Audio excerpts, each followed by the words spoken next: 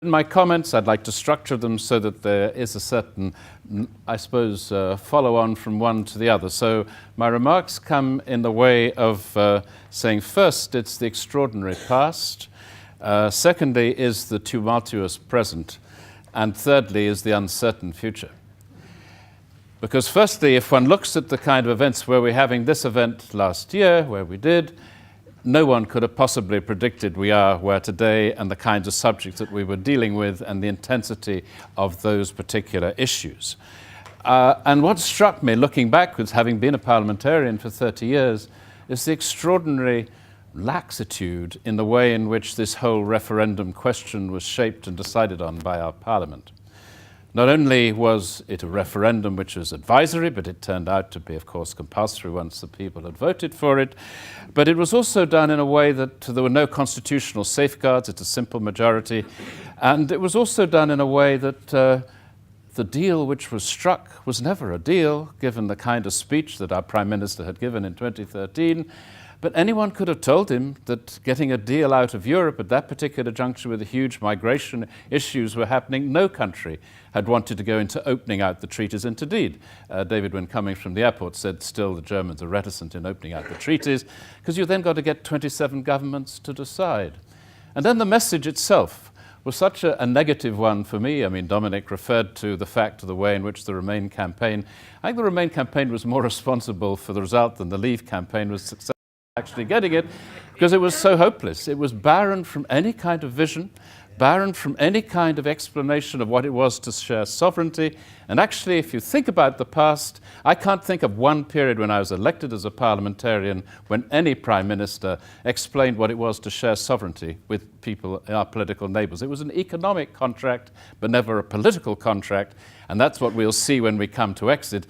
That the Europeans, actually continentals, think in political terms, which is what David explained, and we still think in economic ones. So ships passing in the night. And one thought, I was in Washington last week, is about the Americans.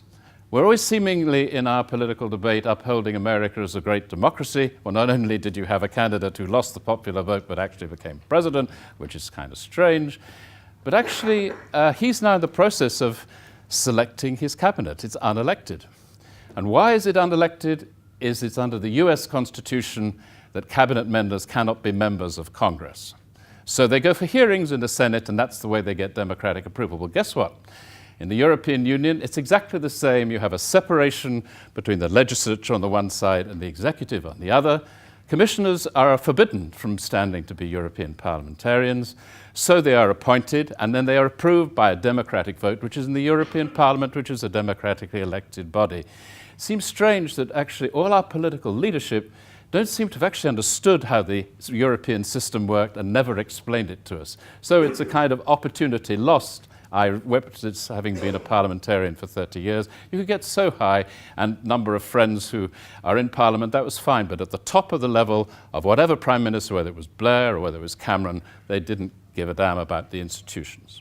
Point two is now the tumultuous present. As you say, we are where we are, and as a Remainer, as Dominic, and as John, I accept that's the result, and that's what's going to be implemented. So today, the intention of putting this meeting together was to try and see, is there any certainty in the kind of way which we're looking forwards that we can know what's going to happen? As I looked at this agenda, and as I've heard it this morning, every one of the four areas which we heard this morning leaves probably oneself less sure of what's going to happen, having heard from a brilliant expertise about what's going to be our future in 2020. So you're looking at the legal aspects, and Dominic was brilliant, and there's nobody better than him to be able to put it out, about the questions of Article 50, the Great Repeal Bill, the trade agreement, and then the doubts about Ireland and this and that. One always thought that economists didn't agree, but if lawyers don't agree either, we're in for some real kind of treat on the airwaves in the months ahead as to who does what. But for me, the fact that the Supreme Court came back and said Parliament is sovereign, I've always thought that Parliament was sovereign, and it's nice to have that reinstated, and it's not the streets and the populists who run our country today. Secondly, though, in terms of Alec, thank you so much for coming. I know you're not feeling so great, but you have such a wonderful control and ability to be able to put across what are very complex and technical issues. I used to be a trade negotiator myself, but that was a long time ago in the Tokyo round. That was in the 70s. And don't ask me again why I haven't gone white. It must be that there must be something within my genes which allow me still to be able to be here after 40 years and still be optimistic about the way in which trade agreements can be negotiated. But this is highly complex. It's a whole lot of stuff which has to be done in a very short space of time.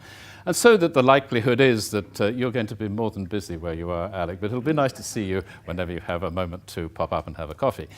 The third aspect, of course, was from David in terms of the broader kind of European scope. And there, to me, it was a very elegant way of being able to say, look, this is not something we created, it's something that you have created in your vote, and we will do our best to adapt with it without vengeance, without aggression, without anything else. But please do not expect us to uproot the rules of all our golf club, as he called it. It's very appropriate here as we're in a golf club, just for one member who's left because they no longer are able to play under preferential terms, but would like to play on the second and the third and the 18th hole on Wednesdays and Thursdays because that's what we like to do.